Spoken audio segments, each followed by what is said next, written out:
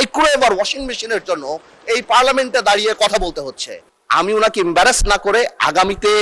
যদি ওনার পর্দার মাইক্রোওয়েভ লাগে, আমি আমার তরফ থেকে ওনাকে একটা মাইক্রোওয়েভ দিতে চাই এবং আমি প্রধানমন্ত্রীকে রিকোয়েস্ট করতে চাই যদি ওয়াশিং মেশিন তো উনি দেয়, এবং হোম মিনিস্টার থাকলে আমি বলতাম যে উনি পর্দাটা যদি কিনে দিয়ে ওনার সংসারটা আমরা গোছায় দিতে পারতাম। যে একটা মেম্বার অফ পার্লামেন্ট এখানে দাঁড়িয়ে যেখানে জনগণের কথা বলবে, যেখানে বিভিন্ন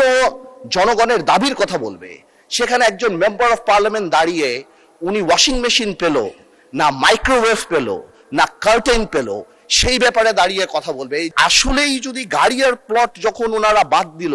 তখন ওনাদের বুকের উপরে কত বড় পাথর চাপা দিয়ে বাদ দিতে হলো যে মাইক্রোওয়েভ আর ওয়াশিং মেশিনের জন্য এই পার্লামেন্টে দাঁড়িয়ে কথা বলতে হচ্ছে। আমি ওনাকে এম্বারাস না করে আগামীতে যদি ওনার পর্দার মাইক্রোওয়েভ লাগে, আমি আমার তরফ থেকে ওনাকে একটা মাইক্রোওয়েভ দিতে চাই এবং আমি প্রধানমন্ত্রীকে রিকোয়েস্ট করতে চাই যদি ওয়াশিং মেশিন তো উনি দেয়, এবং হোম মিনিস্টার থাকলে আমি বলতাম যে উনি পর্দাটা যদি কিনে দিয়ে ওনার সংসারটা আমরা গোছায় দিতে পারতাম।